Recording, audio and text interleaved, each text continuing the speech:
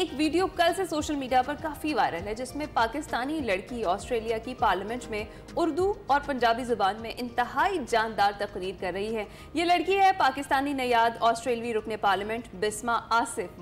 जी हाँ, बिस्मा आसिफ लाहौर में ही पैदा हुई, लेकिन उनके वालिदैन का ताल्लुक भी लाहौर से ही है और बिस्मा आसिफ ऑस्ट्रेलिया की रियासत क्वींसलैंड से मुंतखब होने वाली पहली पाकिस्तानी नयाद रुकने पार्लियामेंट है। और पार्लिमानी इजलास में जब बिस्मा आसिफ ने उर्दू ज़ुबान में अस्सलाम वालेकुम के साथ तकरीर का आगाज़ किया तो ऐवान में मौजूद तमाम अराकीन ने न सिर्फ तवज्जो से सुना बल्कि तालियां बजाकर उनका जानदार इस्तकबाल भी किया गया। बिस्मा आसिफ ने जज्बाती अंदाज में कहा कि मेरी शनाख्त सिर्फ मेरी ज़ात नहीं, मेरी जड़ें पाकिस्तान से हैं, मेरी ज़बान उर्दू है और मुझे अपनी पंजाबी सकाफत पर फ़ख्र है। उन्होंने ये भी कहा कि उनका मुंतखब होना सिर्फ एक फ़र्द की कामयाबी नहीं है बल्कि ऑस्ट्रेलिया में बसने वाले जो तमाम तारकीन वतन हैं उनकी नुमाइंदगी भी है।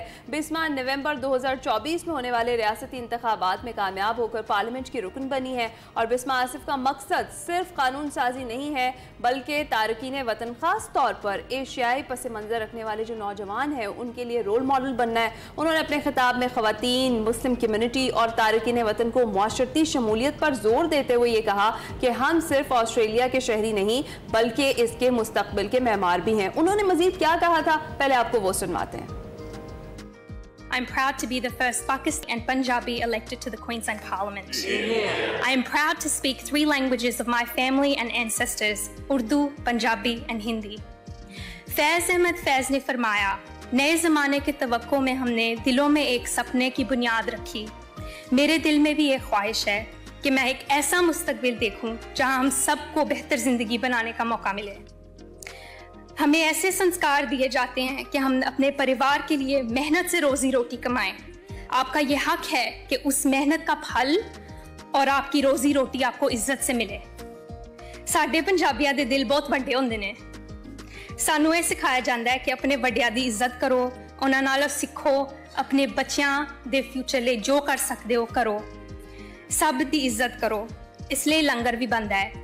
पंजाबी ये नहीं देखते कि तुसी कित्थों आए हो, कित्थे जा रहे हो, बस ये देखते हैं कि सब इंसान हैगे ने ते सब दी इज्जत हैगी है। और अच्छी बात यह है कि बिस्मा इस वक्त हमारे साथ मौजूद हैं। बिस्मा, गुड मॉर्निंग, कैसी हैं आप और क्या हाल चाल है? सबसे पहले तो पार्लियामेंट का रुकन बनने पर आपको मुबारकबाद। और कैसा फील हो रहा है आपको इसका रुकन बनने का? Good morning. नहीं, मुझे बहुत पहले तो अस्सलाम वालेकुम आप सबको। मुझे बहुत खुशी हो रही है आपके साथ आज गुफ्तगू करने के लिए। मुझे बहुत खुशी है, लाइक ही सेड कि नवंबर में मेरा इधर इलेक्शन हुआ था, लेकिन मेरे लिए बहुत इंपॉर्टेंट था कि मैं मेरी जो जड़ें हैं, रूट्स हैं, उनके साथ साथ सब कुछ लेके चलूँ और जो मेरी वैल्यूज़ हैं वो मैं पार्लियामेंट के उसके इदारे के अंदर रह के आगे चलूँ। बेहतरीन। अच्छा, बिस्मा को फिर हम ऑस्ट्रेलिया की बिस्मा कहें या फिर लाहौर की बिस्मा? मैं दोनों, मैं लाहौर की बिस्मा भी हूँ और मैं ऑस्ट्रेलिया की बिस्मा भी हूँ।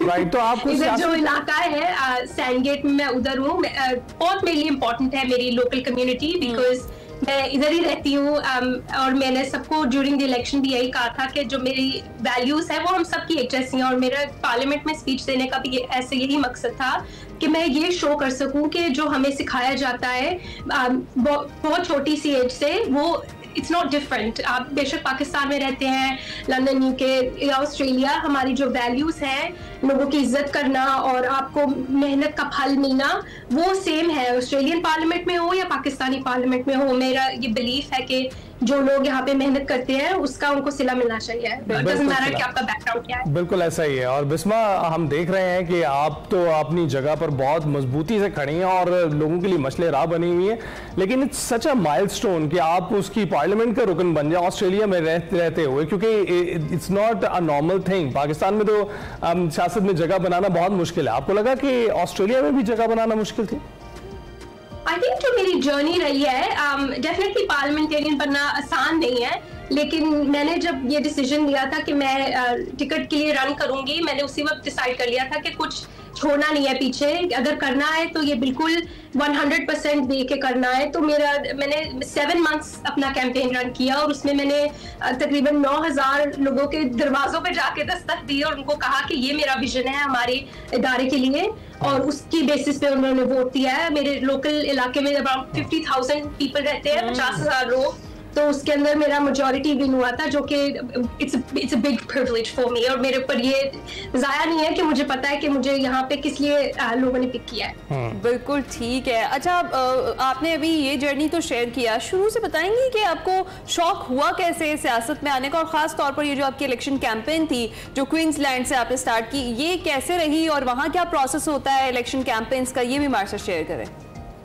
जी, यहाँ पे क्वींसलैंड स्टेट इलेक्शंस जो है वो हर 4 साल बाद होते हैं, और ये मेरी पहली दफा मैंने अपना हाथ ऊपर किया रन करने के लिए। लेकिन जो कैंपेन मैंने डिसाइड किया वो तकरीबन 7 महीने तक मैंने कैंपेन किया, और मेरी बेसिस ये थी, जो मैंने पॉलिटिक्स में एंटर होने का डिसीजन लिया था वो हेल्थ केयर के लिए लिया था। हमारे जो यहाँ पे हॉस्पिटल्स हैं, ऑस्ट्रेलियन हेल्थ सिस्टम जो है वो एक मेडिकेयर है, और उसके बेसिस पे आपको पब्लिक हेल्थ मिलती है, और काफ़ी अच्छा सिस्टम है इधर का कि अगर आप बीमार हो आपको काफ़ी सहूलियात मिलती हैं। और मेरा मेन मोटिव यही था कि हम उसको एक्सपैंड करें, जिन लोगों को ज़रूरत है उस ट्रीटमेंट की। तो हेल्थ केयर सबसे बड़ा मेरा है, और आई थिंक आपका बैकग्राउंड डिपेंड नहीं करता। 2 चीज़ें जो आई थिंक मेरे वैल्यूज़ के अंदर है कि एक है एजुकेशन और हेल्थ केयर। आपके पास बैंक में कितना पैसा है, आप कितनी तनख्वाह घर लेकर जाते हैं, वो मैटर नहीं करता, लेकिन आपको वो सहूलतें मिलनी चाहिए। जैसे पाकिस्तान में बहुत फेमस कोट होता था, रोटी कपड़ा और मकान, में बचपन से सुनते आ रहे, मम्मा कहती थी,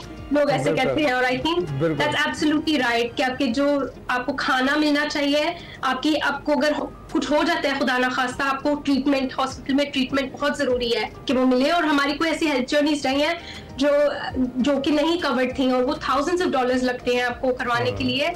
तो हेल्थ सिस्टम को थोड़ा बेहतर करना, दैट्स अ बिग मोटिव। बिल्कुल, आपने बिल्कुल इस मिसाल से जो है ना ये बात सब कर दी है कि आप you are deeply rooted in Pakistan. तो ये बताएं कि ये जो उर्दू और पंजाबी का इंतखाब था एक लार्जली इंग्लिश स्पोकन कंट्री में, आपने उर्दू और पंजाबी का इंतखाब ही क्यों किया तकरीर करते वक्त?